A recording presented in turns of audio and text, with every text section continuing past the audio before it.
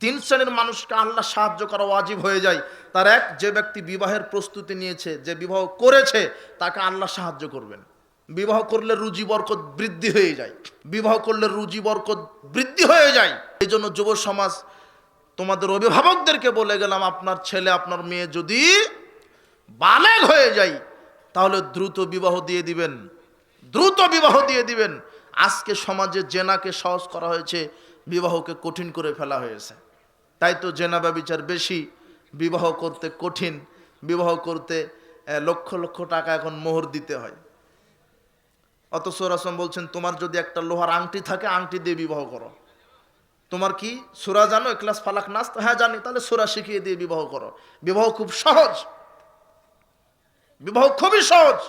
বিবাহ করলে কি হবে? নিজের চরিত্র নিষ্কলুষতা বজায় থাকবে। আব্দুল্লাহ ইবনে মাসউদ রাদিয়াল্লাহু আনহু বলছেন, রাসূল বলেছেন, ইয়া মাশারাশ শাবাব মান ইসতাতা মিনকুমুল বাত, হে যুব সমাজ, তোমাদের যদি ক্ষমতা থাকে তাহলে বিবাহ করো। ফাইন্নাহু আগাযু লিল বাসার, বিবাহ করলে চক্ষু নিচু হয়। ওয়া হাসানু লিল ফারজে, আর লজ্জাস্থানের হেফাজত হয়। বিবাহ করো, বিবাহ করলে চক্ষু নিচু হয়, লজ্জাস্থানের হেফাজত হয়।